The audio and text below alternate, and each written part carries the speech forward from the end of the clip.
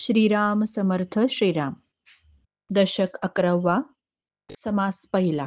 भीमदशक. सिद्धांत निरूपण. आजवर आपला अर्धा दासबोध म्हणजे 10 दशक झाले. दशक 11वा याला भीमदशक असं नाव का दिलंय ते पाहूया. श्री समर्थांचा आदर्श पुरुष म्हणजे मारुतीराय. त्यांना बलभीम असेही म्हणतात. श्री मारुती महंतांचे अग्रणी आहेत. सहज समाधी सांभाळून कर्माचा प्रचंड खटाटोप कसा करावा हे त्यांच्या जीवनावरून शिकावं. आणि म्हणून महंतांचं वर्णन केलेल्या या दशकाला भीमदशक असं नाव दिलंय.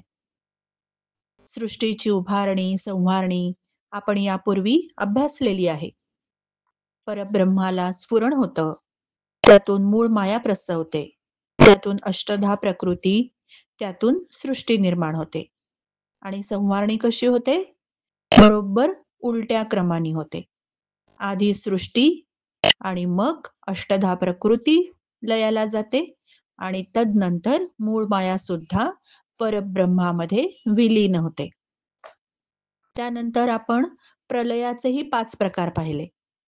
त्यातील विवेक प्रलय केल्याने हे सारं कोडं उलगडतं आणि आत्मप्रचिती येण्याचा अभ्यास आपल्याला करता येतो. आणि तोच अभ्यास करायला समर्थ इथे वारंवार सांगतायत. विवेक प्रलय म्हणजे विवेकानी हे दृश्य खोटं आहे त्याचा संहार करणं विचारांनी. तो विवेक प्रलय. आज किंवा कोणत्या तरी जन्मात हे केल्या वाचून तरुणोपायच नाही असं सर्वच मुक्त संत सांगतायत आपल्याला.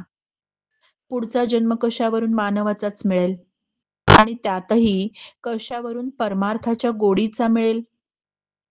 पहा ना, जसं जेवढा प्रवास लांब तेवढी तयारी अधिक. अगदी मुंबई पुण्यातच फिरायचंय, आपण तिथेच जर राहत असू तर एखादं पर्स पाकिट लहानशी पिशवी पुरे असते. गावाला लांब जातोय तर एक बॅग पुरे. परदेशात जातोय तर 2-4 बॅग्स पुरेत. पुढच्या जन्माच्या प्रवासाची काय तयारी करावी? अर्थातच जड वस्तू नाहीच नेता येत. पण समर्थांचं सांगणं अत्यंत द्रष्टेपणाचं आहे. याच जन्मात विवेकानी अंतरंग सुधारता येतो असा निर्वाळा ते देतायत. अपूर्ण साधना राहिली तर बॅलन्स कॅरी फॉरवर्ड पण होतो, त्याची पण सोय आहे. पुन्हा नव्याने काम करायचं नसतं आणि हे गीतेत भगवंतांनी सुद्धा सांगितलेलं आहे. समजा 1 ते 4थी अभ्यास झालाय या जन्मात, तर पुन्हा 1ली पासून करायचा नाहीये. 5वी पासून पुन्हा अभ्यास पुढे सुरू राहतो. पण करणं महत्वाचं आहे. मग ते कसं करावं तेही समर्थ सांगतायत. पायरी पायरीनी करावं. पहिली पायरी काय? सद्गुरूंकडून श्रवण करावं. दुसरी पायरी आचरण करावं. जे श्रवण केलंय, सद्ग्रंथांचं वाचन श्रवण केलेलं आहे तसं आचरण करावं. तिसरं सतत मनन करावं. 4थी पायरी निधिध्यास आणि 5वी पायरी निधिध्यासानी निस्संग आत्मवस्तूचा प्रत्यक्ष साक्षात्कार घडतो. निर्गुण ब्रह्माशी तदाकार होणं याला सायुज्य मुक्ती म्हणतात. आणि त्या संतांना, त्या सत्पुरुषांना सायुज्य मुक्ती ज्यांना प्राप्त झाली आहे त्यांना पुन्हा पुन्हा जन्म मरणाचे फेरे नाहीत.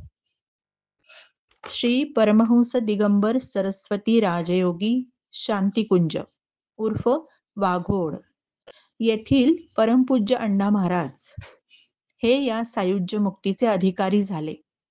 आणि हे अगदी आताचं ताजं उदाहरण आहे. येत्या 50-70 वर्षातलं. कथामृतामध्ये श्री गौरी शंकर कुंवरस्वामी महाराज कथामृत त्यामध्ये उल्लेख आहे. सद्गुरु कृपा प्रसादाने धन्य झालो जी जीणे, चुकलो से जन्म मरणे, सायुज्यता पावलो. स्टार नोट म्हणते, मायामय दृश्याच्या उपाधीत राहून सुद्धा निर्गुणाशी अनन्यता टिकली म्हणजे त्या स्थितीला सहज समाधी म्हणतात. लगेच उदाहरण आठवतं, गोरा कुंभार. करूया मनन. श्रीराम समर्थ श्रीराम.